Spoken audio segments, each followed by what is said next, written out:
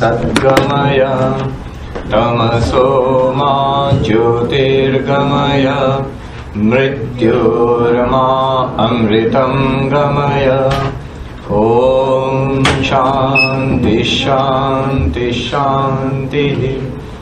Om, lead us from the unreal to the real. Lead us from darkness unto light.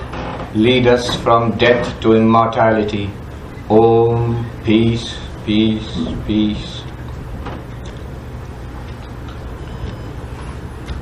Today is Krishna Janmashtami, so you have a little Krishna here, the baby Krishna here. Now you might be thinking, oh, we should be talking about Krishna, why are we talking about all this philosophy? But you know, let me tell you a funny story which I heard about Ramana Maharshi. You know, he always used to say, find out who am I. You go into the question, is there God? Who is asking? Find that out. Am I Atman, pure consciousness? Who is asking? Find that out. So who am I? You find out who am I. Find out who am I. Now one person, it seems, was not satisfied with this. Hey, what is this? Who am I? I am a devotee of Vishnu, of Narayana. Ramana Maharshi, of course, gently said, all right, that's all. Isn't it all right? Yes, it's all right. So if I pray and am devoted to Narayana, will I have a vision of Narayana? Yes, you will. I will, yes. After my death, will I not go to the abode of Narayana, you know, heaven, Vaikuntha? Yes, you will. I will, yes. And there will I not see Narayana? Yes, you will see Narayana. And will Narayana not speak with me? Yes, Narayana will speak with you. Narayana will speak with me, yes. What will he say? What will he say? He will say, find out who you are.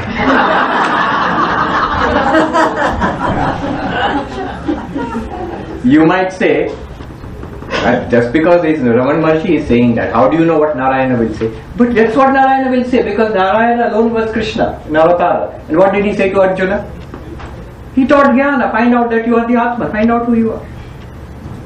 So basically, what we are doing today, right now also, and what we have been doing earlier, the teaching of Vedanta is also the teaching of the great spiritual teachers.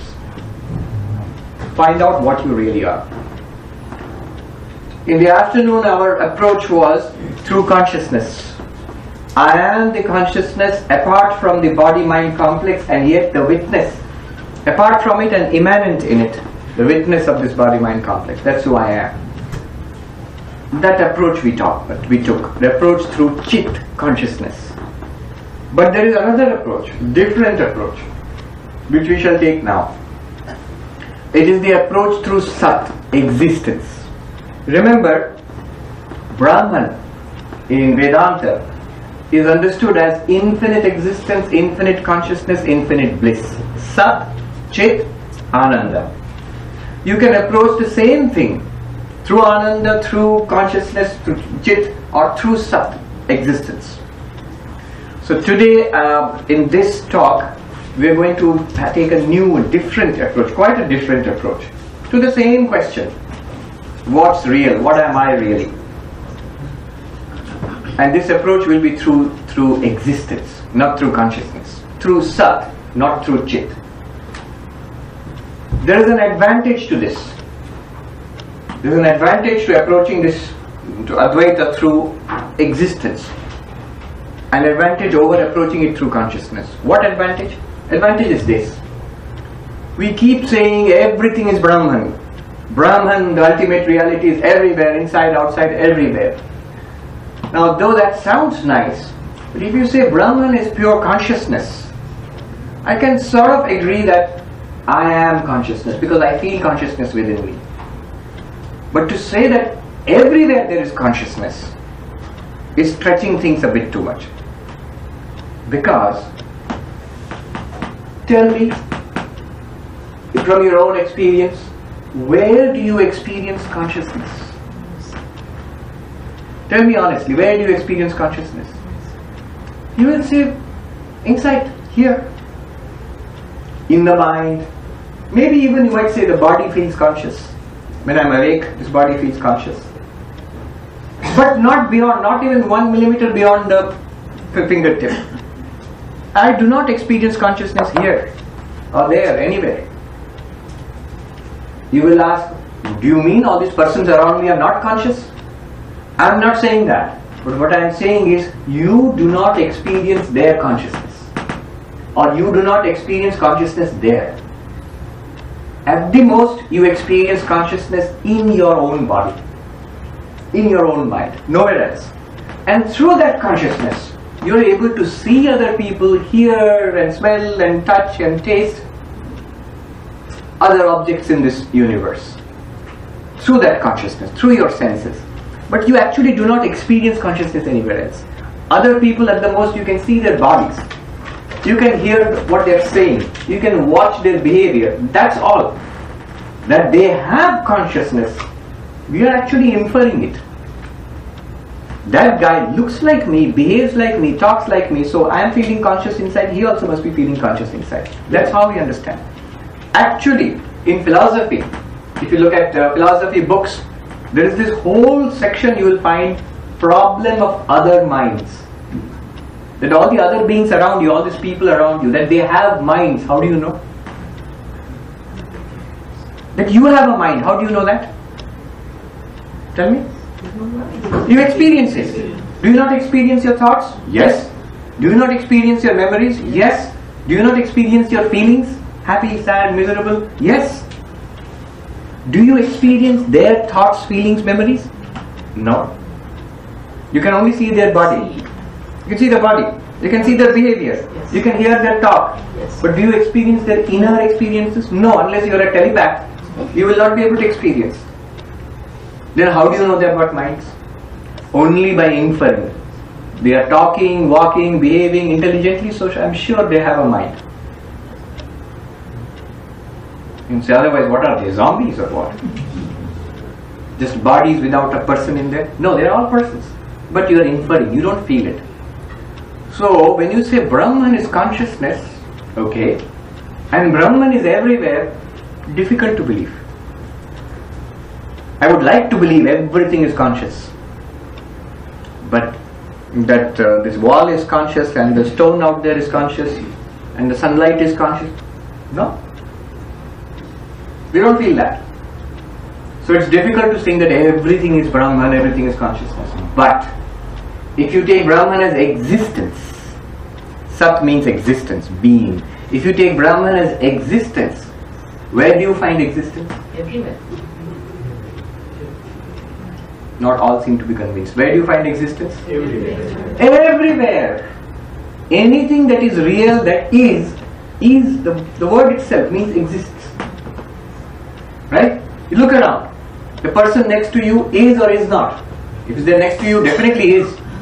If is, it means its existence. There is being there. Is. The chair you are sitting on is or is not? Is, definitely, otherwise you'll be very soon on the carpet. But even the carpet is, the floor is, the earth beneath is. Everything around, all the trillions of entities, they exist. So existence, being, isness, in Sanskrit astitva or sat, we find everywhere. Because if existence is not there, what will happen to it? To an object? Object X. Suppose I say the car. Car is. Very good. If existence is not there in the car, what will happen to the car? It will disappear. Car is not. Don't worry, it is. Nobody is saying that. So existence, anything that is real, has existence. That's the definition of reality, that it has existence. So existence, we are aware everywhere. And you understand Brahman as existence, we are able to accept, yes, Brahman is everywhere, as existence, as being. Even the empty space between the earth and the moon is or is not? Yes. If there was no empty space, then the earth and moon would be together. So even empty space is, exists. Space also exists. So being, existence is everywhere. Now, all philosophies and science and religion, all of it has always been concerned with things which exist. Trees and plants and animals exist, biologists study it. Iron and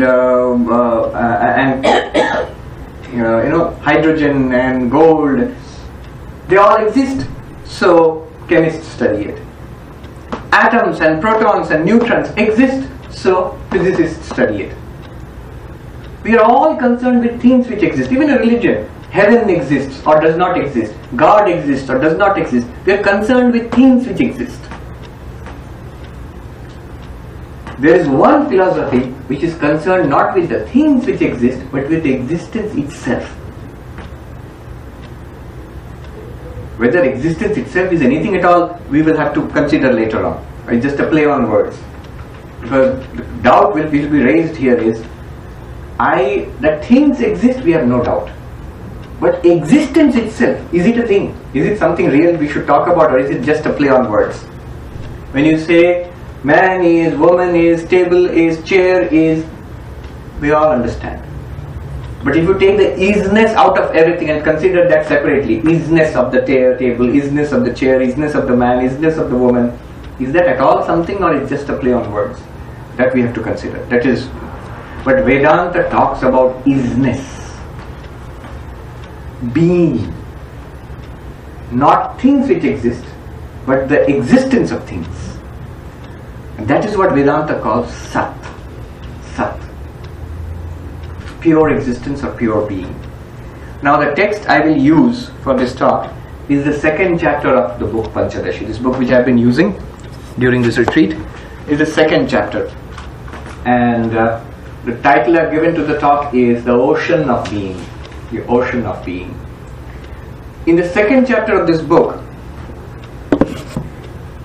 again an Upanishad is taken up. One line from one Upanishad. Like in the earlier chapter in the earlier lecture we saw Taittiriya Upanishad. The 5 sheets. There quite a big section was taken up. The analysis of the 5 sheets to reach pure consciousness. Here, one sentence from one of the Upanishads is taken up. The Upanishad is Chandogya Upanishad, one of the older Upanishads. It's famous because that's where Tat Tvamasi, that thou art, that's where it comes from. It comes from the 6th chapter of the Chandogya Upanishad. But the line which is taken up for analysis in this chapter, Ocean of Being we will talk about, that's also from the 6th chapter. It's a different line. It's not that thou art. It's at the beginning of this section, the teacher tells the student, actually his father telling his son, that this is the line. Sadeva Saumya Idamagra Asit Ekameva Dvitiyam. This is the line. Sadeva Saumya Idamagra Asit Ekameva Dvitiyam. Saumya means my dear boy. My dear boy, my dear child. All this was pure being alone, or a pure being only. One alone without a second. Ekam eva advitiyam. One alone without a second. All this was pure being. Sat. Sat eva Swami. Swami means my dear boy, my dear child. Sat eva. Pure being alone. Idam. Idam means this. Agre. Before creation. Before the universe was created. Asit means was. It was pure being alone before creation. All this was pure being alone before. Before means before creation. Before the universe was projected. What was this pure being like? One alone without a second. Ekam eva advitiya. That's all. And this is taken up for analysis. Now, this pure being, every word here is taken up for analysis. Each word is looked into. When you say idam, this, what do you mean? The teacher says, the master says here, the word this means everything that you experience. Whatever you can see, whatever you can hear, whatever you can touch, whatever you taste, whatever you smell, whatever you think about, whatever you speak about, whatever you imagine, whatever you remember, whatever you understand, what you know and what you do not know, all of that taken together, the universe of your experience is put in one word, idam, this. All all this. Now, one characteristic of all this is diversity. There are so many things, and they're all different. And what that the sentence tells you is, all of this, before it was projected, before creation, it was one existence. Somebody said a couple of days ago, isn't Advaita, doesn't it mean erasing differences? True, it means erasing differences. This universe is based on difference. And Vedanta says there are three kinds of differences. There are three kinds. If you look at differences, there are three kinds. One is the difference of an entity within itself. In Sanskrit, sajatiya bheda. Difference means bheda. Difference, bheda.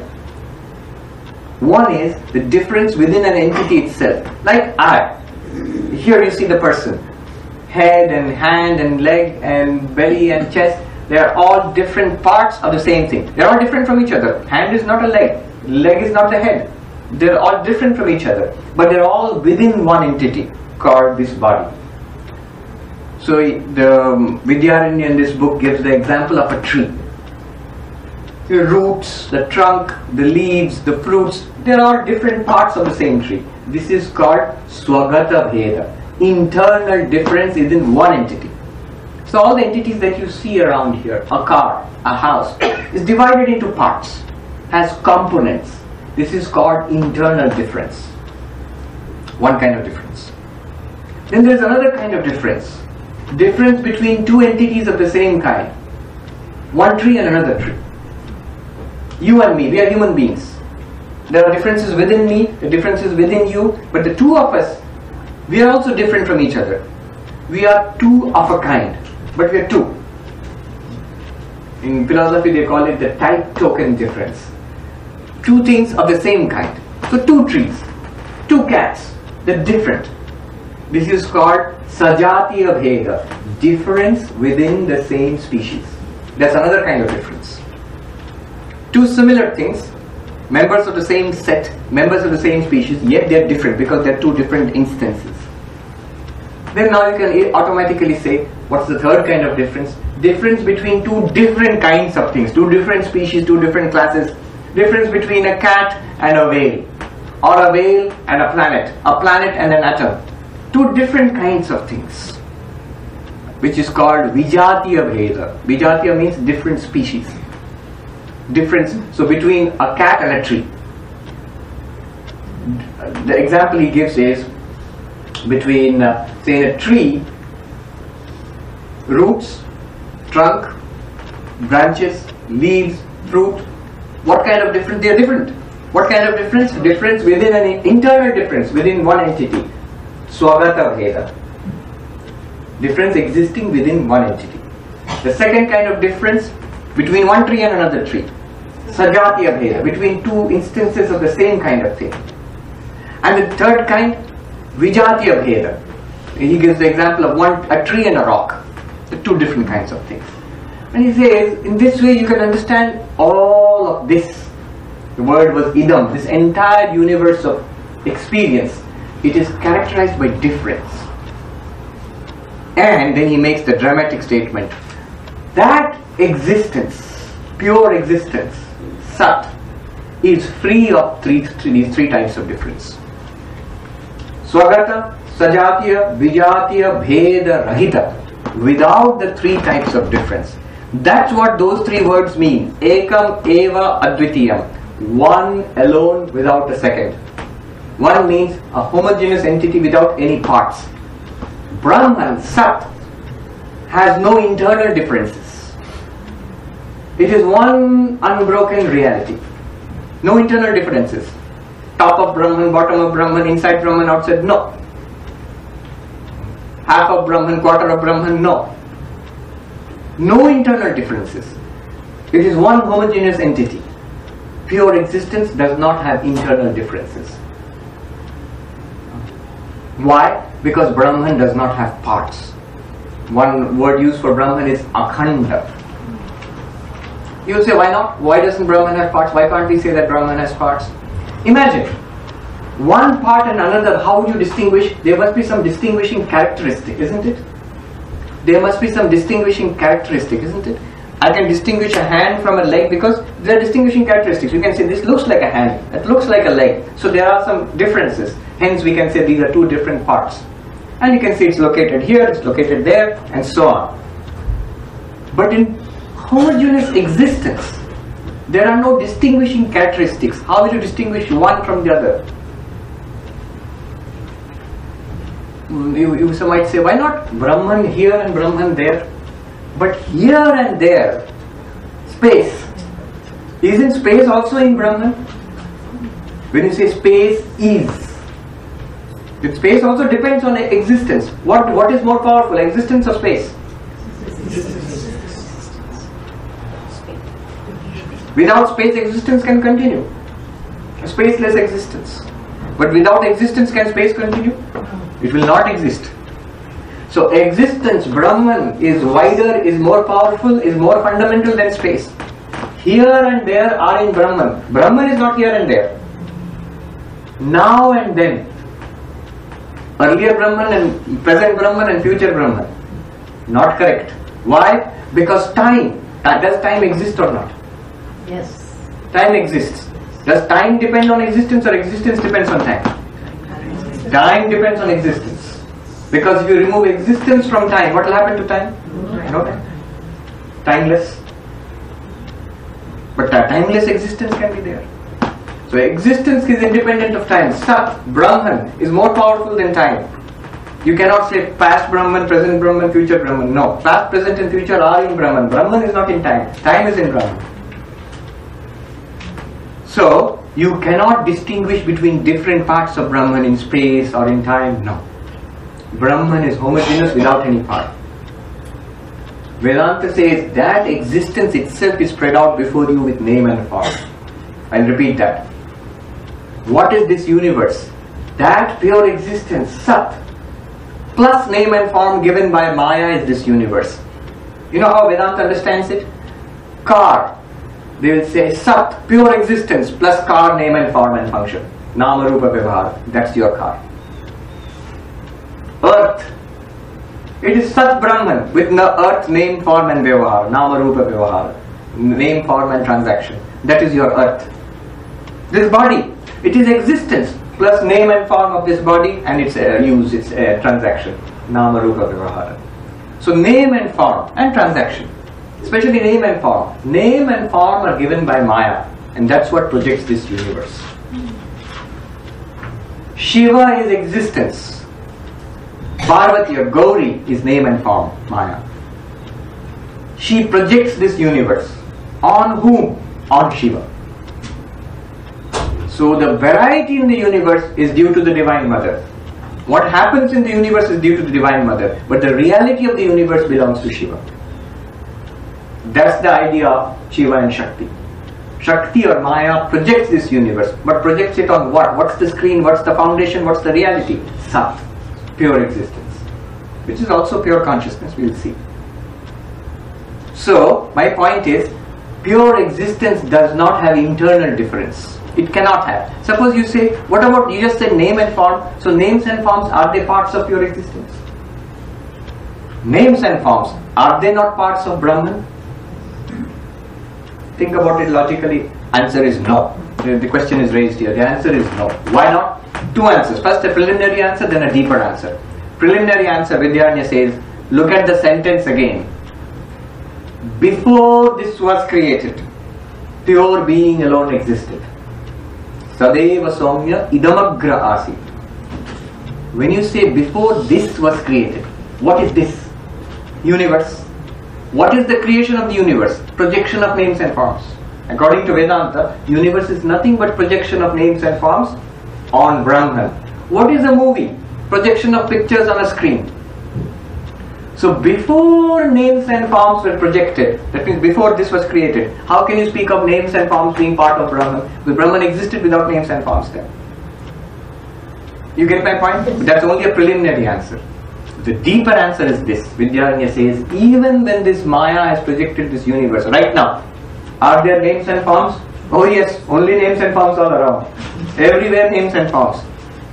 Even now, names and forms are not parts of Brahman because they do not really exist. They are projected on Brahman like a movie is projected on a screen. In a movie, if you see a city, King Kong gorilla coming and destroying the buildings in the city and people running away, will you say now, earlier it was only a screen, now it's a screen plus a city plus a gorilla? You say no, it's still a screen. Is that gorilla a part of the screen? No, it's a picture projected on the screen. It's not that there is really a gorilla in the screen. No. In the same way, pure existence, names and forms are not parts of pure existence. They are projected on it by Maya. They do not have any existence of their own. Existence belongs to that pure existence, Brahman, Sat. So my point here is, the question was, does Sat, pure existence, have internal difference? Are names and forms, are they not parts of Brahman? No. You cannot admit names and forms to be parts of Brahman. No more than you can admit a movie to be a part of a screen. Movie is something projected on the screen. It's not a part of the screen. Come to the second one. What was the second one? Second difference, second kind of difference. Difference between two things of the same kind. One tree, Sajatya. One tree and another tree. So is it possible that Brahman, there can be one Brahman and another Brahman? No. One existence and another existence? No, you cannot. How will you distinguish between one pure existence and another pure existence? Suppose you say, no, we can make them stand side by side. One Sat, pure existence, stand here, and next to you stand another pure existence. I say, what about the gap between them? If the gap between them exists, then pure existence is there also. If it does not exist, then the two become one. You cannot distinguish between one pure existence and another pure existence because there is no distinguishing feature. Two things of the same kind you can distinguish because they are located in time and space. But even time and space are located in Brahman.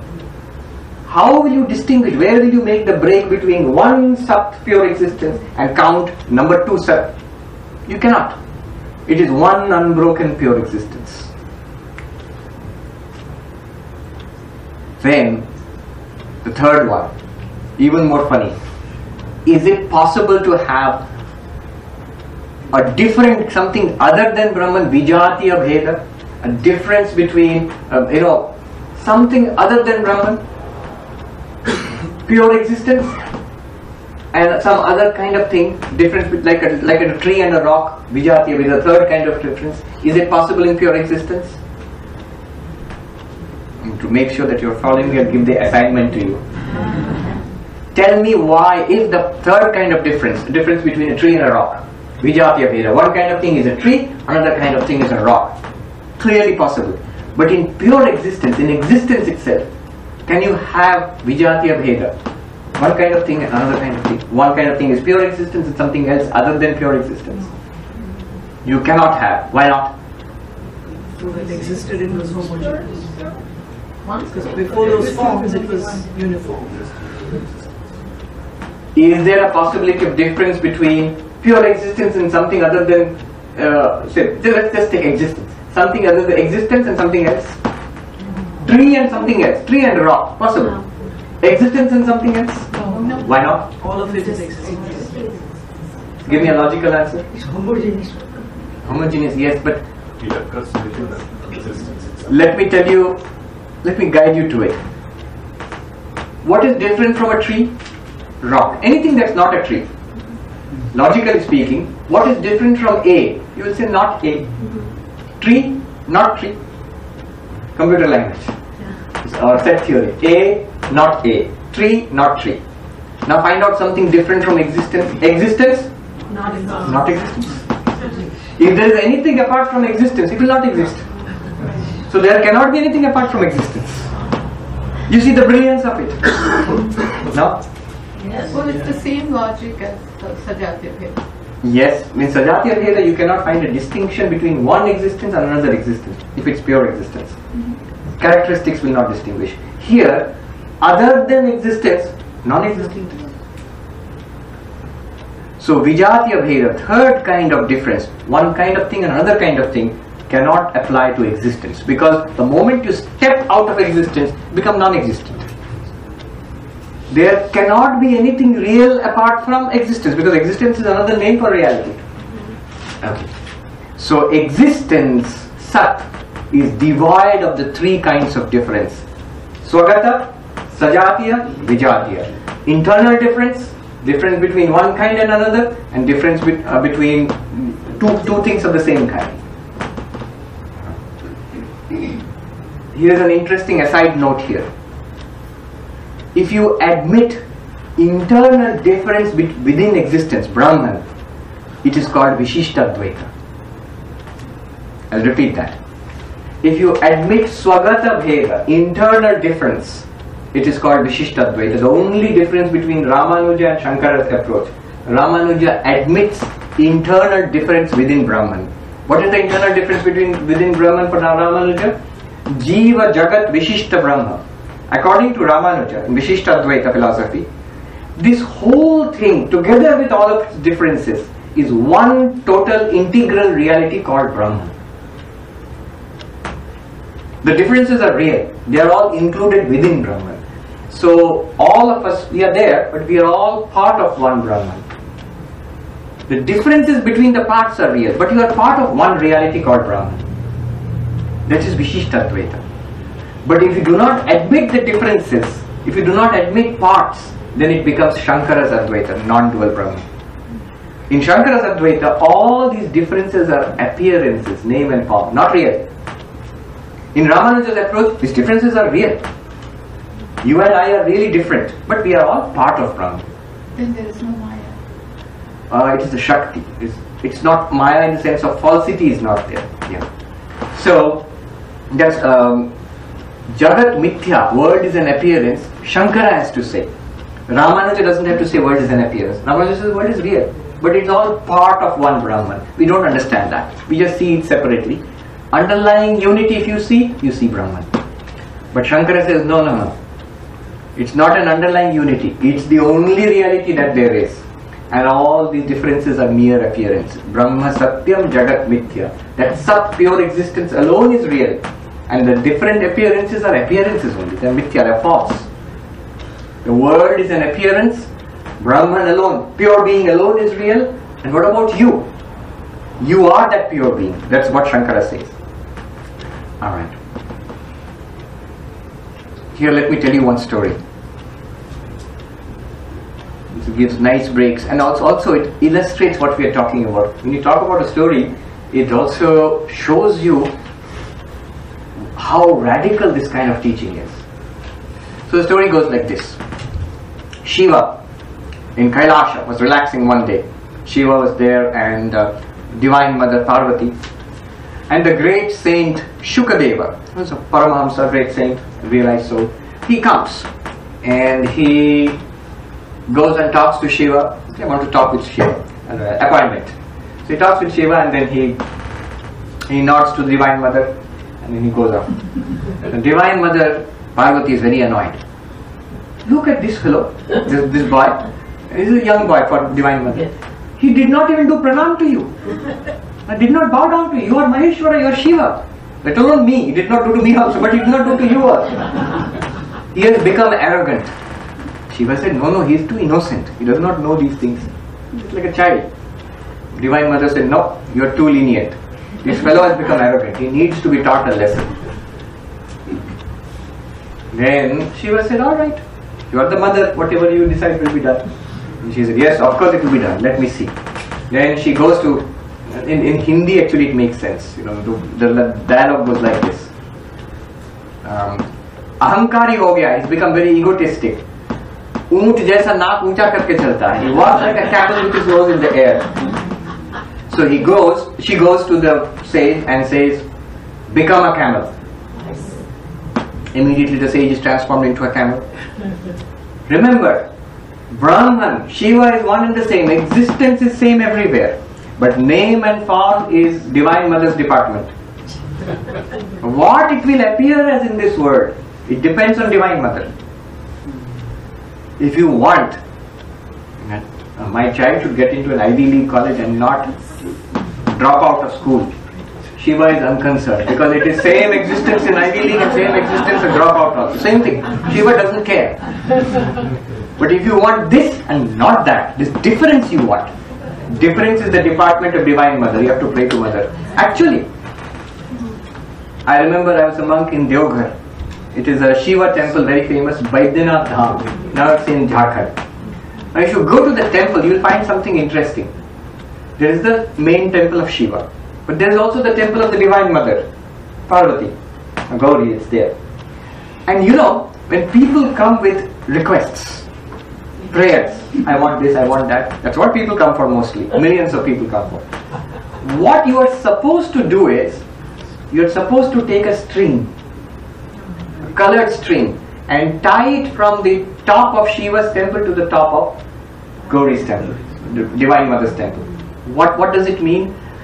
Sat, pure existence, must be connected with Shakti to fulfill your prayer. Your prayer consists of two things. You want it to be real, really happen, so Sat is involved. If Sat is not there, it will become nothing. But you also want a particular thing. Let my father's disease be cured, let my son get a job, or something. You want a particular result. That is the department of Divine Mother. And to give it reality is the department of Shiva. So both joint, two departments have to act together. So you have to connect the two. If you actually see pictures of Deoghar, Baidyanath Dham, many times you will see it's like a massive, like cable connection.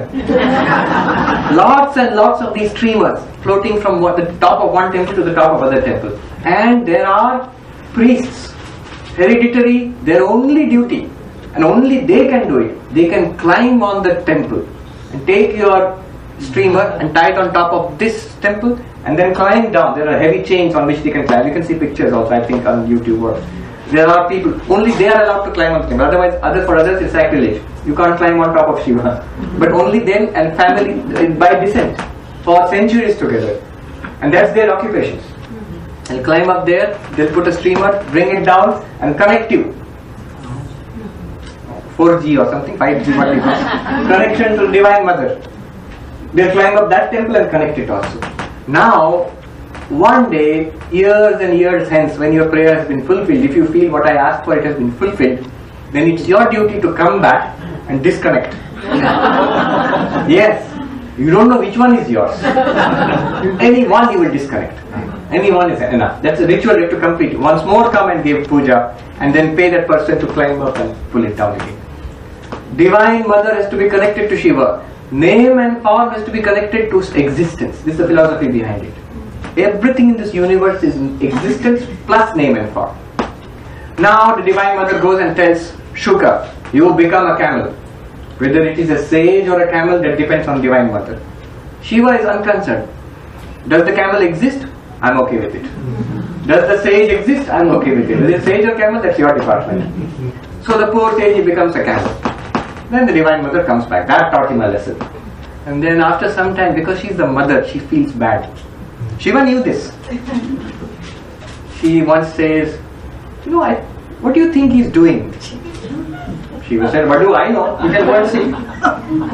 Divine Mother said, I think you should go and see, how he's doing. Shiva said, if you want, you can go and see. I'm sure he's fine.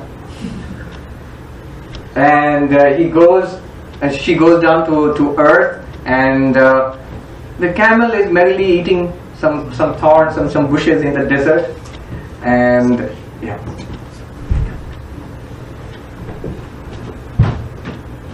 And the Divine Mother appears before the camel and says, well, Muniji, O sage, how are you doing? And the camels can speak, of course. So the camel says to the Divine Mother, yes, I'm fine. Earlier, you see, I was a sage. And I had an ashram to run, I had to collect donations, and there were these stupid brahmacharis, I had to teach them Vedanta, and I had to follow so many rules and regulations because I was the sage in charge of the ashram. But now I am a camel. I can wander, I have no duties. I can wander wherever I please, I can eat what I please, and he also adds, I must add, the story is there. I can pee wherever I please. So no rules for me. I am happy. Divine Mother thought this was not the intention. And she said, oh, nothing can be done to you, Brahmagyanis. Okay, go back and be a sage. As you say. Now the idea here is, if you are established in isness, Sat Brahma, whatever happens at the level of name and form does not matter to you. You can easily deal with it. Everything is fun for you. Because you are isness. You are Sat. Anything that comes, birth comes, death comes, you are okay with it. Success comes, failure comes, you are really okay with it. Health comes, illness comes, you are really okay with it. It's all fun. Honor comes and dishonor comes, you are really okay with it. When you are established in Sat, whatever happens at the level of empirical life does not touch you. Look at it in common sense. Sat is another word for truth in Indian languages. Satyam. When you are established in truth, in our common sense, when you know you are standing on truth, you feel safe. People may persecute you. People may praise you, may dishonor you, may trouble you, but internally you feel safe, integral. Whereas if I am violating truth, if I venture out into falsehood, then what happens is internally I feel split, because internally I know I am in the wrong, no matter what people do to me. When you are established in truth, you are safe. Sat, established as isness, whatever happens in the world cannot touch you. The corresponding thing you should match what we studied in the earlier class. When you are established in the witness consciousness, whatever happens at the level of the Annamaya, Pranamaya, Manomaya, Vijnanamaya, you are witnessing all that. It cannot touch you. It has nothing to do with you. You enjoy all of that. It's fun for you. So far so good. But these philosophers are very acute. They will not let you have a free pass. They say, wait. What do they say? I'm going to rain on your parade. I can see you are having a lot of fun, my dear Advaitist. But wait, there are serious problems in your position. Look at the sentence which you are analyzing. Sadeva Saumya Idamagra Asid. Existence alone was in the beginning, before all this was created. One alone without a second. That's what you said? Yes. Look at the language. Sadeva Saumya Idamagra Asid. Existence was, or existence existed. What a strange way of speaking. Sat existed. Sat means existence. You are saying Sat is existence. Sat existence means existence existed. What a strange use of language. Nobody speaks in this way. Does Sat mean existence? Or why not take an alternative meaning? Sat means God. This is a dualist is asking this question. Every religious text says before creation God existed. So why don't you take that simple meaning and instead of talking about some fancy pure existence, look at that tangle you are getting into, because now you are saying existence existed. What I am suggesting is, instead of saying existence existed, say God, Sat. The word is Sat. What does Sat mean? Does it mean pure existence? I am saying it means God. God existed before creation and He created this world. Let's put it that way. And the Advaitist replies, see, such language is not uncommon. And Vidyaranya gives some examples. We also use it in our day-to-day activities. He gives some examples. Vakyam brute, speech is spoken. Kartavyam kurute, what is to be done is done. The same word we are using, we are repeating. The meaning is understood, right? So when you say existence, pure existence alone was, nothing wrong in using that language. And he points out, such language is inevitable when you are talking about non-duality, because questions and answers are within duality. Answers also have to be given within duality. So the contradictions in language, this tangle you will expect it. Language is not meant for non-duality. Language is meant for a word of duality. You have to use a verb. When you say table is, correct. Language is meant for such a sentence. But isness is, what else can you say? Otherwise the option is isness is not. So you have to use such language. He gives examples. Vakyam brute, speech is spoken. Kartavyam kurute, duty is done means doing is done. What is to be done is done. So you are using such language. Why not accept this? The dualist says, wait a minute, there is another problem. Look at the language. Sadeva Saumya idam agra asi. Before all creation, pure being alone was. Past tense is used. Therefore, I will say, let it be. Before Big Bang, your precious pure being, Sat, Brahman, all that was. But now, after creation, all pure being is not there. Universe is there. That's what that sentence means. Your pure being is gone. Now it's the universe. Now it's you, me and you. There is no such thing as Brahman now. Because the very sentence says was. Past tense. Not is. Again the answer is, when you speak in the language of duality, you have to use tense. Past, present, future. What it means there is, not that pure being alone was, now it's not there. No. It was, is and will be. What was not there was the projection of the universe. Now it is there. After some time the projection of the universe also will disappear. That's what you call creation, existence, destruction. But pure being always continuously was. So he uses a nice statement. This verse, let me say, the non-dualist says, Chodyam va pariharo va kriyatam dvaita bhashaya advaita bhashaya chodyam nasti napi taduttaram. Simple verse. What he says is, objections and the answers to objections are possible in duality. In non-duality there is no objection, no answer to an objection also. So all language will have to use language of duality. Alright, now comes a very fine verse. The dualist asks, supposing there is this thing, pure existence. What he will see is, now he says, you define pure existence. Book exists, man exists, woman exists, we all understand. Universe exists, that also we understand. But existence itself, without anything, what is it? Do you see the question? Isn't it only a play on words? That's what I promised, we'll talk about it. It's a serious question then. Just existence. The example is that in the ocean out there, waves are there, bubbles are there, foam is there. But we say that it is all actually water. Water alone appears as waves, bubble and foam. What exists is water. So pure existence is like water, and the things which exist are like bubble and foam and waves. The answer will be, it's a good example, but it does not satisfy.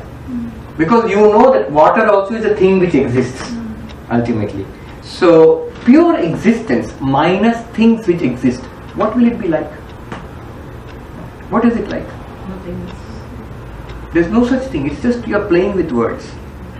So define pure existence. Can you indicate what pure existence is? He will do that first. Then he will ask, show me pure existence. He will do that also, we will see. We will try to appreciate. Just as we tried to appreciate pure consciousness in the earlier one, apart from the 5 sheets, we will try to appreciate pure existence also. See, first of all the definition. How will you describe pure existence, apart from things which exist? Very beautiful verse, very poetic, very profound. Let me chant that. Tadastimita gambhiram na tejo na tamastatam anakhyam anabhivyaktam satkinchid avashishyate. What is pure existence? Brahman, pure existence, Sat, what is it like? Says Stimita, completely unmoving. There is no change, there is no action, Gambhiram, utterly profound. It's something very profound, very deep. You feel that presence, which is an unchanging presence. Not tejo, it's not expressed. What is expressed? Things are expressed. Man, woman, chair, table, even space. But existence itself is not expressed. Not tama, but it's not darkness also. It's not nothingness. It is. Tatam, it pervades everything, the entire universe, all things which exist. Existence pervades all of that. Anakhyam, it cannot be named. You're calling it pure existence, but no word can be applied to it. Anabhivyaktam, it is not manifest. You cannot point to it, that here, see it, or hear it, or smell it, or touch it. No. Sat, pure being. Then what can you say about it? Kinchit, something. Avashishyate, remains.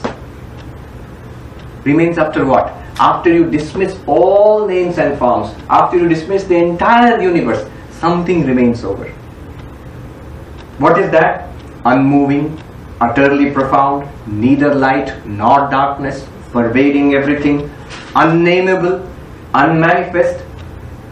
Something remains over when the universe is dismissed. Existence. Calling it existence. And you know one thing, this existence is you. You are that existence. Not the body, not the mind. That pure consciousness which you found through the 5 sheets, method of 5 sheets, that's what you are. And that pure consciousness is also this pure existence. This has to be grasped intuitively. You see, all these words will apply to that pure consciousness which you discovered through the 5 sheets, method of 5 sheets. Sthimita, unmoving. Gambhiram, utterly profound. Neither light nor darkness. It pervades all your experiences. Anakhyam, it cannot be named. Anabhivyaktam, it's not expressed. Only experiences are expressed. But the consciousness which enables that experience is not expressed. You see, it cannot be known. You are saying that Brahman cannot be an object of knowledge. It's not expressed. But it is something. Did you not intuit it, feel it when we are trying to step back from the 5 sheets and say, the 10th man? It's not that the 10th man is not there. It's there. It is the one which is counting all the other men. Okay. Now, show me. Okay. Let's do this experiment which they have mentioned here. The experiment is this. Just relax and listen to this. Let's dismiss everything from our conception, our awareness, our mind. No earth, no ocean, no air, no planets and stars, nothing, no living beings, nothing, not even my body. Just imagine a vast sky, a shining sky, bottomless sky. There is no surface, there is no planet or ground. Just sky above, sky in front of you, sky behind you, sky underneath you, and you also are just a point of awareness, not a body. All around, just blue shining sky. Imagine this. No object. In Kabir Das's song, there is a very beautiful mystical song. Bin dharti ke asman dise. I see a sky without ground. Very mystical, very non-dualistic songs, Kabir Das says. I see a sky without ground. Bin sarovar ke pani. I see water without container, without any boundary, without anything to contain it. So that's Brahman actually, pure existence. Now see, imagine that. A vast, infinite sky all around, shining blue. Intensely imagine. It's just imagination. Imagine it. Nothing else. Now, drop the sky. Dismiss the sky from your imagination. What remains? Don't be quick to answer it. Intuit it. What remains?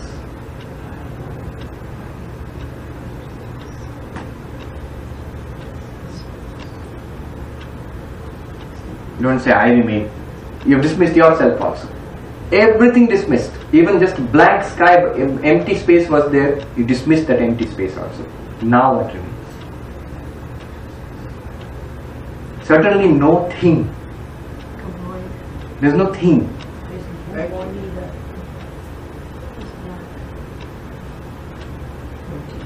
A certain isness remains. Now here is a question. Okay, listen. Now the little analysis will take place. Very interesting. Very subtle little analysis. Analysis is this. Here's a question.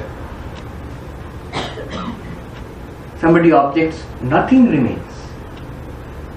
And the answer to this question, nothing remains, is a little technical in Indian philosophy. When you say there is nothing, then you must have a cognition of the form. It's like this. In the Nyaya they call it abhava, absence. Look at it this way. Here is my hand. There's a book on my hand. And when I remove the book, you immediately have a thought of the form. There is no book. Just watch your own thinking. There is something here. Now I remove it. Immediately you get the feeling there is no book. That is called absence. And to recognize that absence, that there is nothing here, you need a cognition. Now the answer given by the non-dualist is, to say that there is nothing, there must be at least a thought in the mind that there is nothing. But I am saying there is no thought also. You cannot say it's nothing. To say it's nothing, you must recognize this absence here. But I am saying there is no thought in the mind also. Then how can you say it's nothing? Now, the dualist is not so foolish. We might be thinking, oh, that's a very cool reply, come back. But he has an immediate counter objection. He said, alright, I cannot say it's nothing because I do not have nothing buddhi, nothing cognition. But you cannot say it's Brahman also because there is no thought, so you cannot say it is Brahman. Brahman, if you say it's Brahman, it requires a buddhi. It requires a cognition, it is Brahman. But you said there is no thought, so you cannot say it's Brahman. What remains, you cannot say it's Brahman. Dwell a little bit on this. When you dismiss everything, remember, why are we discussing this? We are discussing this because the question was put up. Pure existence without anything which exists, is it at all anything at all? Is it a valid concept? Or is it just a play on words? We are trying to understand what is pure existence without anything which exists. So dismiss everything from your, at least in mind, in an intellectual exercise, dismiss everything from your awareness. Just leave a blank space. Now dismiss that space also. What remains? The first answer, objection is nothing. But then the subtle point there is, to say that there is nothing, a thought must come. It's nothing. But I am saying no thought is allowed also. Immediately the counter objection is, then in that case you cannot say it's Brahman also. Because to say that Brahman alone remains or Sat alone remains is a thought. But you are not allowing any thought. Here is the crucial point. You have to get this point. If there is one thing that you have to get in the whole talk, it's this one now. Look at the answer of the non-dualist to this objection. Which objection? To say it is Brahman also requires a thought. The non-dualist says no. Here, see. This is verse number 45.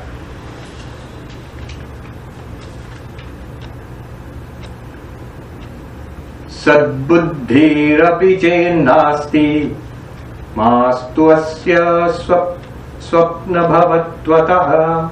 No, matu asya swaprabhatvatah nirmanaskatva sakshitvat sanmatram sugamam nrinam. This is the interesting point. Where was the argument? To recognize that it is Brahman, you require a thought that it is Brahman, but you are saying no thought is allowed. So how will you say whatever remains is Brahman? The answer given here is, it does not require a thought. Brahman reveals itself. As the witness, Be careful. Brahman reveals itself as the witness of no thought. Look at your intuition. Look at what it feels like. Go back to that experience. Absolute blankness. Not even a thought is allowed. Not even thought of nothing. But even that is revealed to you. The non-functioning, thoughtless mind is also revealed to you. By what? That does not require any further thought. That undeniable, something which remains over, which shines by its own light, does not require the mind to think about it. Does not require the mind to certify, here is Brahman. Mind is required to certify, here is this universe. Mind is required to certify, universe is not there. Presence and absence of an object, you require the mind to certify. But that which is beyond the mind, you don't need the mind to certify to that. In fact, it certifies the presence of the mind. It is the witness of the absence of the mind also. Nirmanaska, when the mind stops functioning. That non-functioning mind, thoughtless mind is also revealed by the Brahman. You don't require a thought to certify to Brahman. Use this technique, you will get at least a faint intuition of what they are talking about. Dismiss everything from imagination. Body, mind, thought, no thinking. Nothing. Just try to empty everything. Just a blank space. And then go that one step further and dismiss the blank space also. You will see, without any thinking also, there still is something which you cannot describe. An undeniable presence is there, which is at the background, the foundation of all our experiences. That cannot be described. It is exactly as he said, stimitam, unchanging, gambhiram, utterly profound, neither light nor darkness, unnameable, unmanifest, something. That is this pure existence we are talking about. You have a question? Yeah, I have a We need the microphone. Yes. Microphone?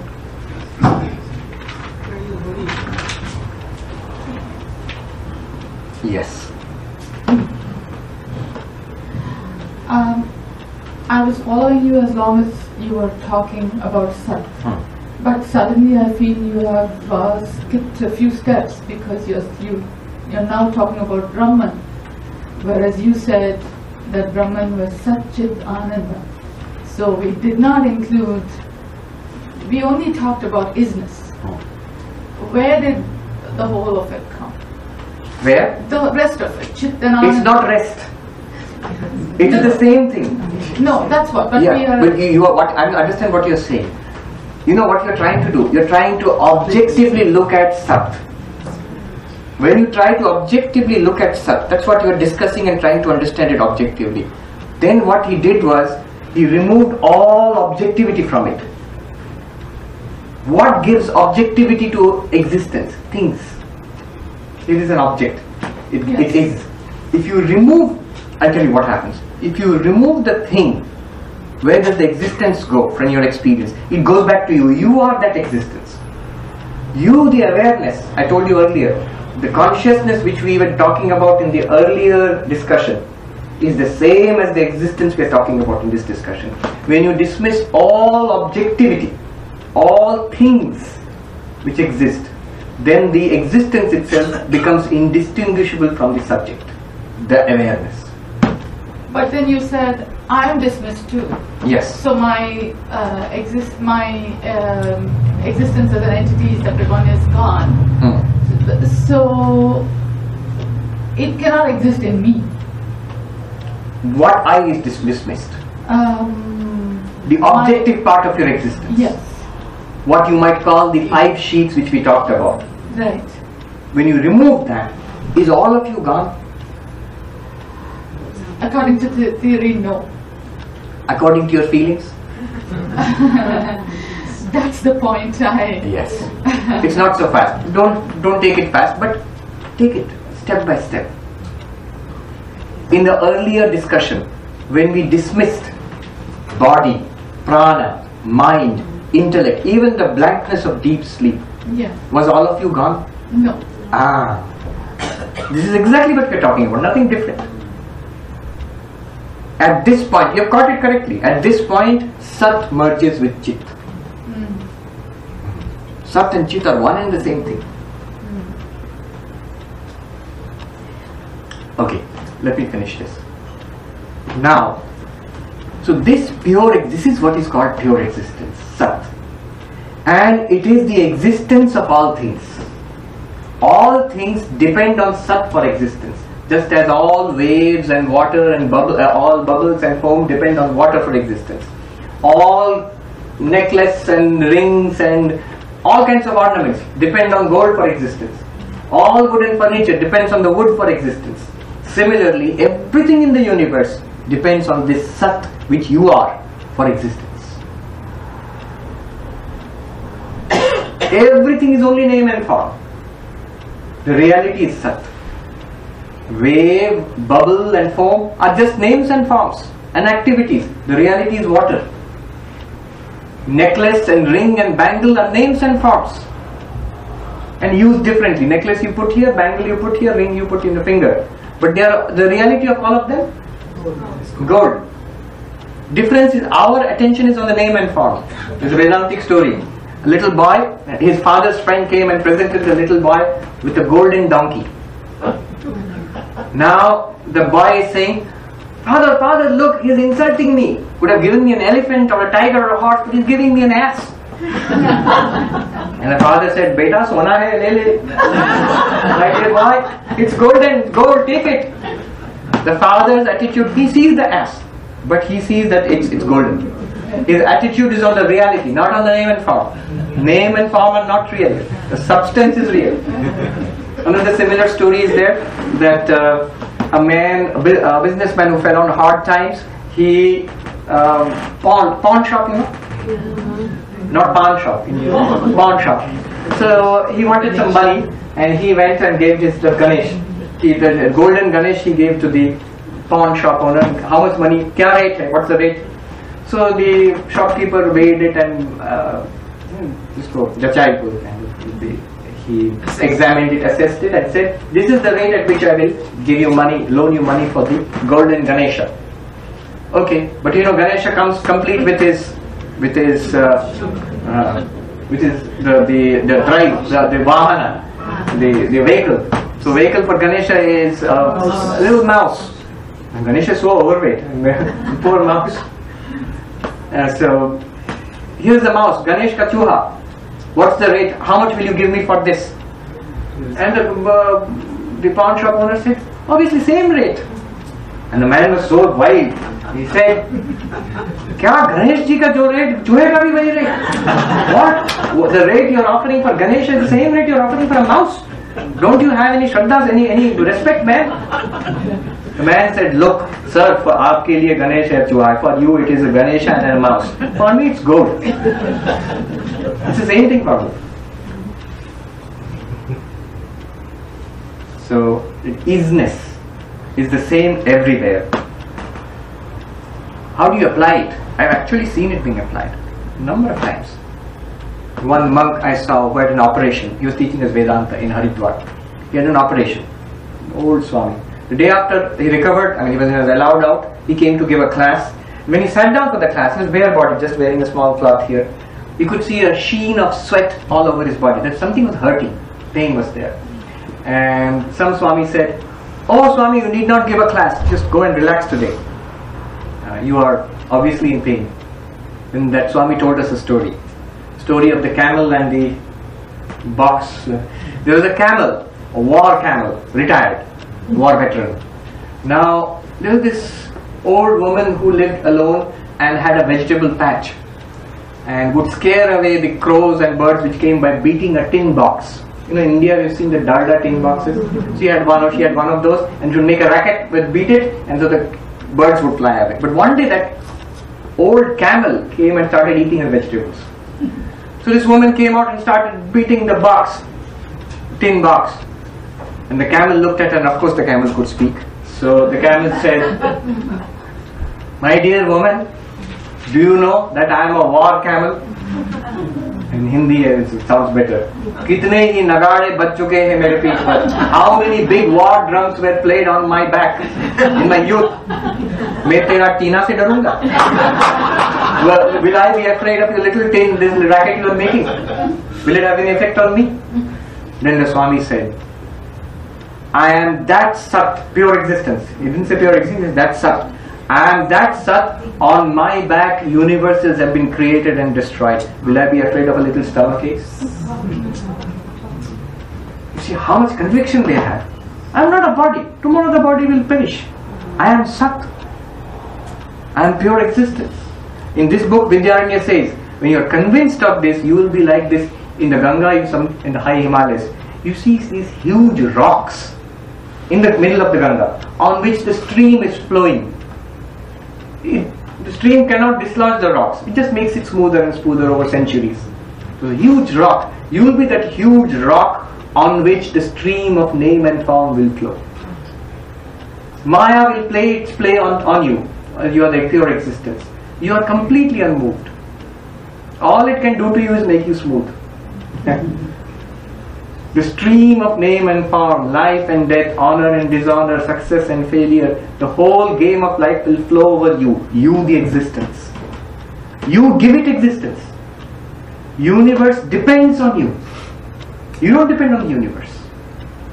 Why will you be afraid of the universe? It cannot destroy you.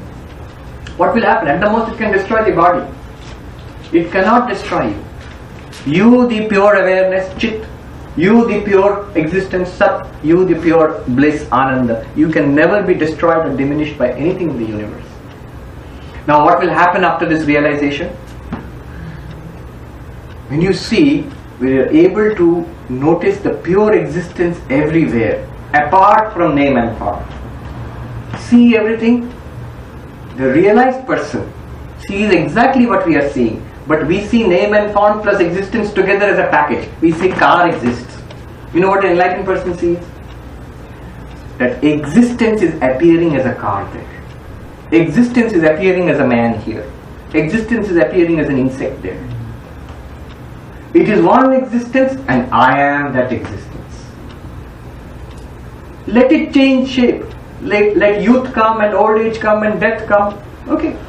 It's still the same existence. Unbroken, undiminished, nothing will happen to it. Once Swami was teaching us Vedanta, again in the Himalayas.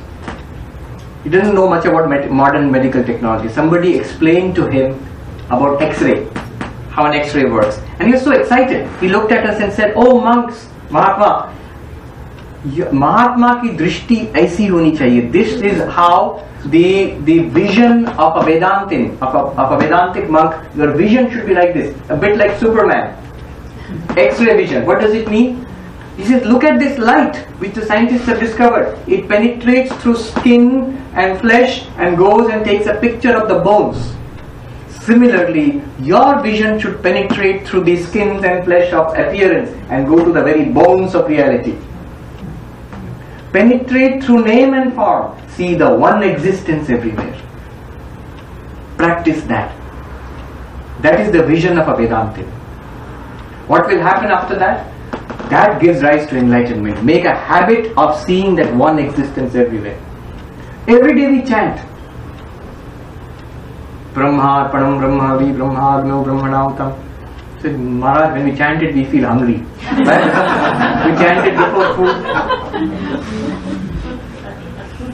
Do you know what it means? It means, the model is of the old fire sacrifice which the ancient Hindus used to do. Fire was lit and offerings were put, ghee and everything was poured into it with chanting of mantras. What it means is, Brahmarpanam, the ladle with which you offer the offerings into the fire, that ladle is pure existence. Shankaracharya makes it clear, it's not a ladle, it's existence. Brahma Havi, he says Natat Havi, it's not, Havi means the offering. It's not an offering, it's existence. Brahmagno, in the fire of Brahman. It's not fire, it's existence. with the name and form of fire. Brahmanahutam, who is pouring? The priest is also Brahman. It's not a priest, it's existence.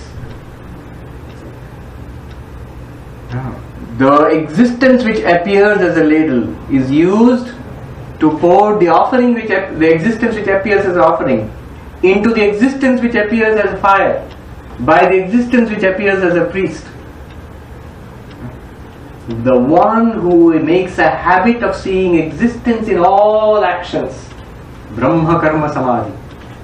One who makes a habit of seeing pure existence in all actions, that X-ray vision. What will happen to this person? Brahmaiva tena gantavyam. This person will attain to pure existence, Brahma. That's the meaning. It's not meant to be chanted just before food. It is meant for every action that you do. Talking, speaking, walking, job, your exercising, hobby, anything that you do in life. This mantra applies to you, this shloka applies to you. Make a habit of that X-ray vision. Seeing existence everywhere. It's in front of you. Do you not see it? I don't have that power. There is a story of Vivekananda sitting in Belur Mutt under the tree. That mango tree is still alive. He was talking with his disciples. He says, Brahman, Brahman. Here is Brahman. Here is that pure existence. See it. Don't seek Brahman. See it. The moment he said it, the description is there. It's very awe-inspiring. The moment he said it, a tremendous silence descended on the courtyard. And all those people who were sitting around, they all went into deep meditation. Automatically, without any trying. They felt that presence. In different degrees, according to the level of their development. Maximum effect was on Premananda Maharaj, Baburam Maharaj, Swami Premananda, who was walking with the offering of, the bhoga offering for the Lord. He was walking on plate, he was walking towards the temple. And the description is, between one step and another, he froze. When he just heard, he was not even part of the conversation. Here is Brahman, see it, don't seek it. Swami Vivekananda said with strength. And Premananda went into Samadhi. He was not even trying, just heard that. There's a description how he stood between one foot extended and the other with the offering in his hand, in Samadhi.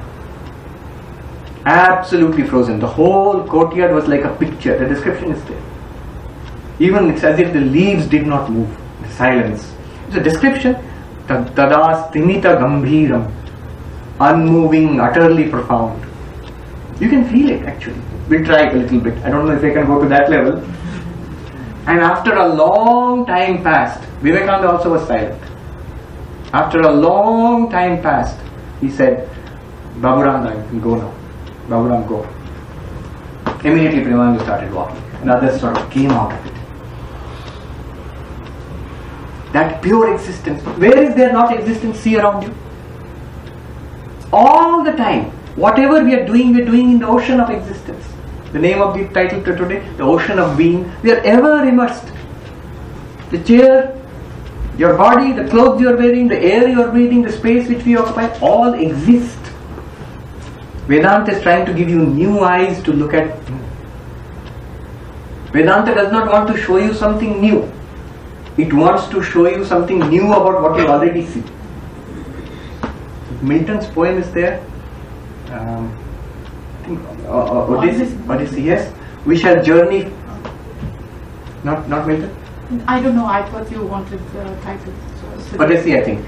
There's that beautiful thing. We shall journey forth, seek new adventures, new lands. I've forgotten. Very, very inspiring.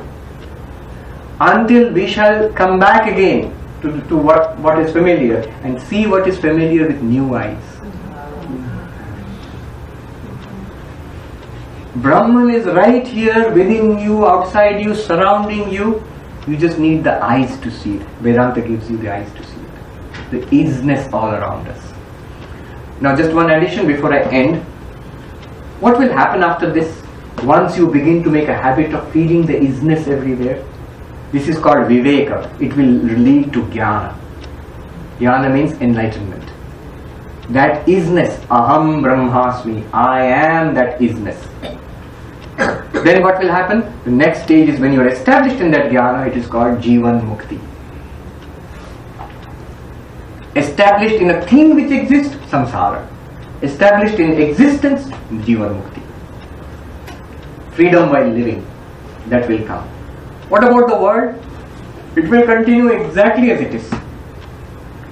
Sometimes you will become absorbed in the pure existence and the world will seem to be erased from your experience. It will seem to be erased actually. That's what's called samadhi. But sometimes you will be what's called a sahaja avastha, where you will see the world like everybody else sees it. But the existence for you is much more from. People don't pay attention to the existence. They pay attention to the things which exist. You will pay attention to existence. The things which exist will be vague for you. Nisargadatta, again, we refer to him. Somebody asked him, you are always aware of Brahman? Yes. So what is it like? Some vague concept, idea, theory, memory?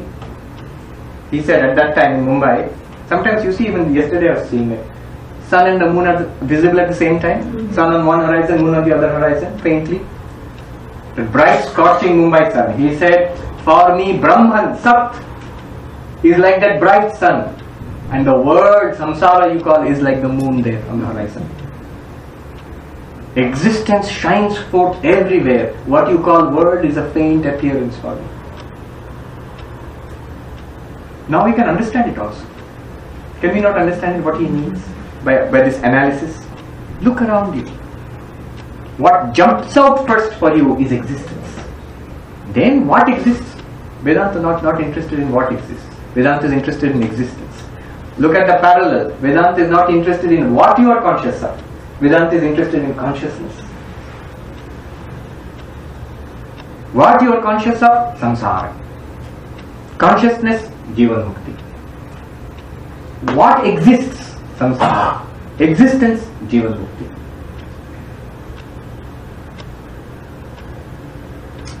Right. The world will continue as it is. This continuance of the world, the things of the world, this is called vyavaharika. Existence itself, paramarthika, the absolute reality. Dwell in the paramarthika, act in the vyavaharika. That is jivan mukti.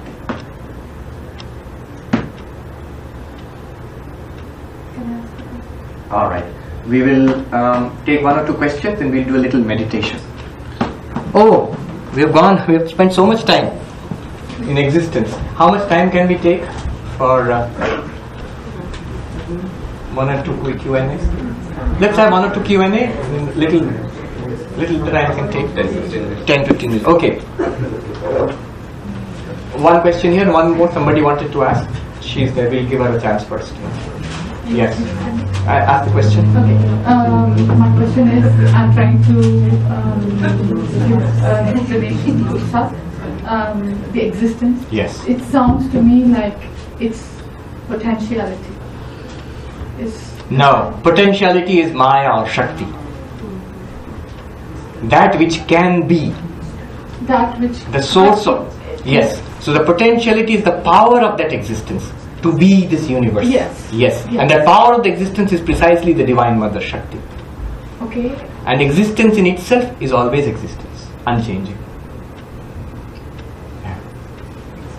The moment you say potentiality, the potentiality becomes an actuality, that's called creation, and again it goes back into potentiality, that's called destruction. No, but the ground of all that is existence. I don't mean potentiality as something that's realized and then comes back to. No, I mean potentiality in the sense of something that's not realized. It's not there yet. But it will be. But we don't know what will be. It's the sum total of all potential. The moment you say potential, the counterpart is that actual. So in Sanskrit, the words are, you are intuiting correctly, the Sanskrit words are avyakta and vyakta, unmanifest and manifest. That which is unmanifest will one day become manifest. What it will be, we don't know. And that which is manifested will one day go back to the unmanifest. Sat is the stage on which this drama is played. As long as you are stuck up on potentiality and actuality, you will swing back and forth between life and death, between good and bad, between manifest and unmanifest.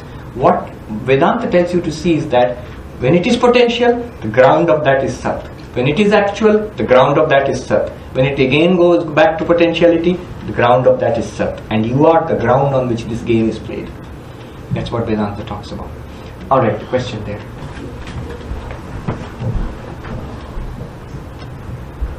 Pranam Swamiji. You were saying about being Jivan Mukta when you really understand the whole, everything as existence. Understand and feel it as real. It's not just understanding there. Right. And so then, what about the karma in the Vyavaharik Jivan of Yes. this Jivan Mukta? Is it like they are not required, or they rise above karma, or is there a way because of this realization is the karma different? All of it, the answer to that is yes. They are not. They are free of karma. They are beyond karma. Swami Vivekananda put it this way. In the Song of Sannyasi. Good, good. That means good karma, the result is good. See, the law of karma is very simple. Dharma leads to punya, punya leads to sukha. Dharma means good karma. What you know to be righteous karma. That will lead to merit, punya. Everybody in India knows this. Punya kare kuch. And that punya will, why do people want punya, merit? Because we know that it's an implicit understanding. All the nice things which happen in life, things which go your way, is because of your storehouse of punya. Nothing undeserved comes your way, good or bad. So, punya leads to sukha. Adharma, unrighteous action, which I consciously know to be wrong, if I do it, it leads to papa, sin. Papa leads, result is dukkha. So a series of punya and papa are being generated by us continuously. And it leads to a series of sukha and dukkha which we call life. So Swami Vivekananda puts it very, very directly. He says, good, good. Good, good means punya leads to sukha. Dharma, punya, sukha. Bad, bad. Adharma, papa, dukkha. Good, good, bad, bad. And none escape the law. But whosoever wears a form, birth, wears the chain too. What is the chain? The law of karma. Every body every physical existence is produced by past karma. And that past karma will give its result. Even if you are Jivan Mukta, it will give its result. Sukha and dukkha will continuously keep coming. They are coming all the time. Till today it has been coming, and it will continue coming. Because this body has been produced by a series of karma. Good, good, bad, bad, and none escape the law. But whosoever wears the form, wears the chain too. Fine, up to this. So what good is Vedanta? Next he says. But far beyond name and form is Atman ever free. Know thou art that, Sannyasi bold. Om Tat Sat Om. You are, what are you that? You are that. That what? Tat Sat. That Sat which we are talking about. You are that Sat which is completely free of karma. If you know yourself to be that Sat, I am Sat, let karma give its result, let Divine Mother make me a camel or a sage, same to me. So the way they react or do their karma, like, they are going to get the good or the bad. So they will not get. As Sat, nothing affects them. But what will happen is, because they are enlightened people, they must have done a lot of sadhana over many lives, or at least that life itself. So all their samskaras have been changed. They are basically a bundle of good samskaras. So they will keep on acting as on the basis of past samskaras. But the past samskaras in their case are mostly very good. So they will keep on doing good action or no action. They may not do any actions. Nobody can force them. They are free completely. Or they may do action, but their action is always for the benefit of others. Loka sangrama. Krishna says in the Gita, we talk about Krishna. He says, Arjuna, I have no duty in the three worlds. I have nothing to do in the three worlds. Why? Because I have nothing to gain. Yet, do you see me lazy for even 1 second? Atandrika, without any cease, and working day and night. For whom? Nothing, I don't gain anything. Just for others. For the benefit of others. They truly can do it for others because they really genuinely know there is nothing to be gained. They are that infinite Sat, what will they gain? They are that infinite Sat, what will they lose? They can lose nothing, they can gain nothing. So they keep on acting for the welfare of others. So action might continue. Some of the greatest, most dynamic workers have been enlightened people. Say Vivekananda or Guru Nanak or somebody, Krishna, best example. Most active. But again, need not be. They might be like Totapuri. They might be like Ramana Maharshi, completely at peace and no outward action. But even by the presence of such a person, innumerable people are benefited. So there has to be a lot of past karmas to actually come to that stage. They say, this book itself, if you have good karma, what was the equation? Good. If you have good karma, you will have a pleasant life. You will come to California, you will come to USA first of all. And not only USA, more good karma, you will go to California. Then you will become a .com millionaire. And then your karma runs out, the .com bust will come then. But it says, if you have enormous good karma, much better karma, then spiritual inclination will rise in you. So you are all to be congratulated. On a Sunday evening, you are spending time listening to an ancient philosophy. There is something within you which is seeking. And Vedanta actually says, this is a product of enormous good karma. In one of the books of Vedanta, Avadhuta Gita, it starts with Ishvara Anugraha Deva Pumsam Advaita Vasana. By the great grace of God, things are nice in life. Great grace of God, you get an interest in Advaita. Ishvara Anugraha Deva. Because the doors of enlightenment open to you. But in one sense it's sad also. Once you are seriously on this pursuit, you know what happens? The game of life is coming to an end for you. You try hard, in this life it will be over. Don't try, next life it will be over. Yes. So Ramakrishna says, in Kashi, the game of life. What did you say about next life? You try hard, in this life, the game of life is over. You don't try, be lazy, no spiritual practice. In next life it will be over. You cannot stop it. The end game has arrived for all of us. In one sense, if you wanted to play, you could have gone on playing. But I am joking, of course, it's most auspicious. You are attaining to the infinite. So, Sri Ramakrishna says, in Kashi, everybody will be fed. It's the place of Mother Annapurna. Only thing is, some get food in the morning, some get in the afternoon, and a few have to wait till evening. I say, okay, evening I can wait. Evening is God's evening, the end of the universe. There's that joke. And one person prayed to God and said, God appeared and said, what do you want? I'm very pleased with you. Oh, nothing, I'm not greedy. For you, $1 million is like $1. So I just want one of your dollars. $1 million is $1 for you. So just give me $1. And God said, wait 1 minute.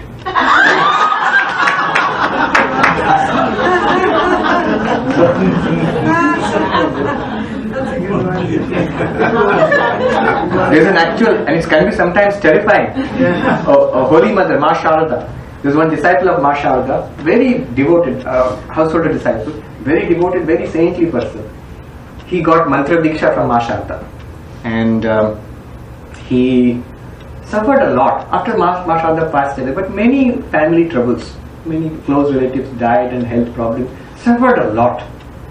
He used to smile and say with a chuckle, Mother, when she initiated me, she looked at me, she gave the mantra and initiated me. With this little smile she said, you have, the typical village women, they'll show little means like this.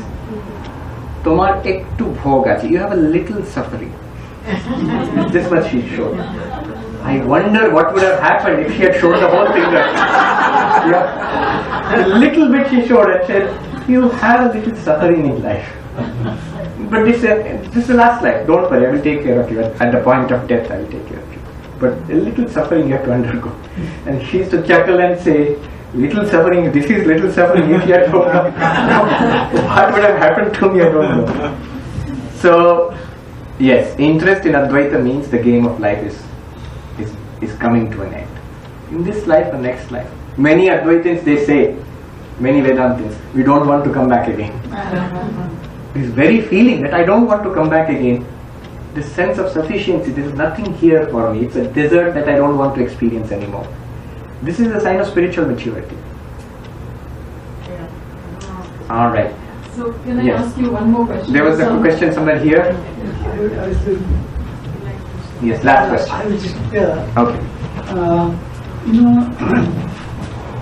We talk about Brahman is beyond time, space, and causality. Law of cause and effect. Yes. This causality, and in other words, they sometimes say time, space, and objects. What is the correlation between objects, things and beings, and the causality? Okay, this is a difficult question, but let me just indicate quickly. This is a technical question. The question was, often Maya, when you say Brahman is beyond time, space and causation, Desha, Kala, Nimitta in Sanskrit. Or sometimes you say Brahman is beyond time, space and object, Desha, Kala, Vastu. Now his question is, what is the connection between causality and object? So it's a very technical question. In Vedanta, Maya is defined as time, space and causation. Causation means cause and effect. Or Maya is defined as time, space and object, Vastu, Desha, Kala, Vastu. The connection is this. Causality is cause and effect. Brahman becomes what is called Vivartakarana. Brahman appears as the objects of the universe. Pure existence in our terms appears as things existing because of this causality. By Maya, Brahman is made the ground of this universe. But it's not a real causality. Actually, Brahman does not become this universe. Right? Causality and objecthood are related. Causality makes Brahman the cause and universe the effect. We have got causality makes, but causality is not real. That's why Brahman is really not the cause and the universe is not really there. In the second Brahma Sutra, Janmadhyasya Yataha. What is Brahman? Today we saw one definition. Brahman is infinite existence consciousness. In Brahma Sutras, another definition of Brahman is given. Brahman is that from which this universe is born, in which this universe exists, into which this universe disappears. How are we to understand? It's like saying, in the ocean, what is water? Water is that in which the waves are born, in which the waves exist, into which the waves disappear. Exactly like that, Brahman is something, pure existence, Sat, in which things come into existence. They exist there and they disappear back into that Sat. Now that makes Brahman the cause of the universe. Causality operates in this way, but it's not really a cause. If it was really a cause, then these objects would be real. These objects are not real, they are superimposed, they are name and form only. So that's the relationship between causality and object. Neither objects are real, nor causality is real. Vivekananda said, far beyond name and form is Atman ever free. You see, law of karma is nothing other than causality. Cause and effect. Good karma, good. Bad karma, bad. Cause and effect. But Brahman is beyond this. Brahman is untouched.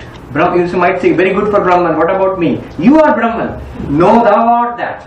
And hence, as pure existence, you are untouched by causality.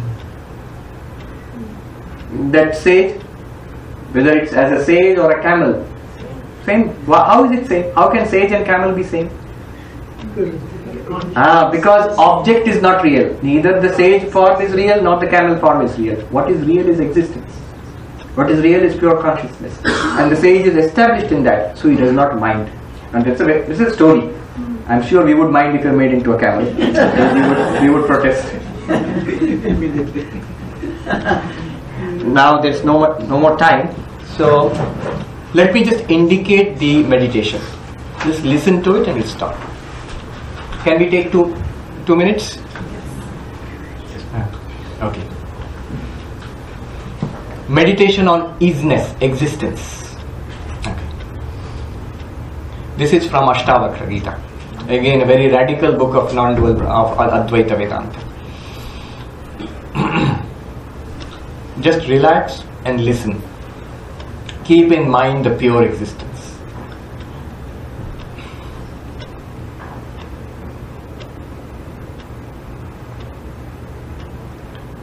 I am an infinite ocean of existence. I am an infinite ocean of being.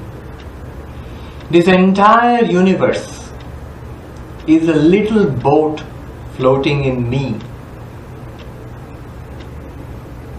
The boat floats according to its own internal logic, sometimes rising, sometimes sinking. I am not impatient. What is the attitude of the ocean towards the little boat? The ocean is not impatient. Let the boat do what it will. Sanskrit. Mai ananta maham bodho vishwapota itastata Bhramati swantavatena namamastya sahishnuta. I am an infinite ocean of being, and a boat. The universe is a boat which floats in me. Remember, that includes this body and mind and this little life also. Let it float as it will, good or bad. I am not impatient. I watch it calmly. Let us go deeper. I am an infinite ocean of being. The universe is a wave in me. Understand the difference between wave and boat. Boat is something different from ocean. Wave is the ocean itself. The universe is a wave in me. I am the ocean of existence. The entire universe is a wave in me. Let the wave rise, let it fall. I neither increase nor decrease. If waves come, the ocean does not increase. If the waves subside, the ocean does not decrease. The ocean neither increases nor decreases. Let birth come, I am not increased thereby. Let death come, I am not diminished thereby. Success and failure, honor and dishonor, I neither increase nor decrease. Sanskrit. Mai ananta maham bodho vishwavichi swabhavata udetu vastamayatu name vriddhi navakshati. Let us go deeper, yet deeper.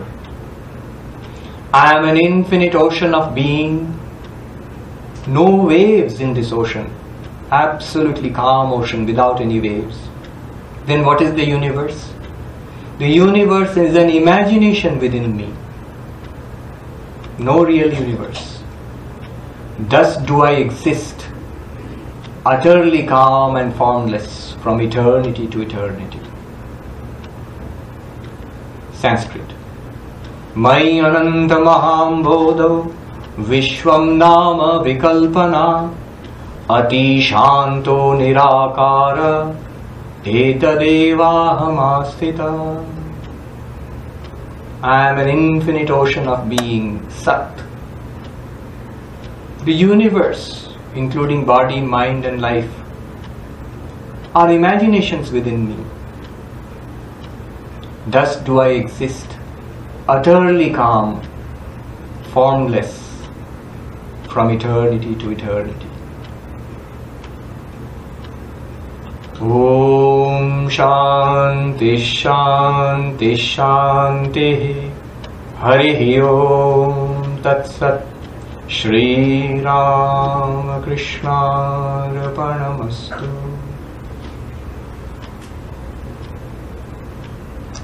Slowly open your eyes. Okay. Thank you. Into the Aarti now.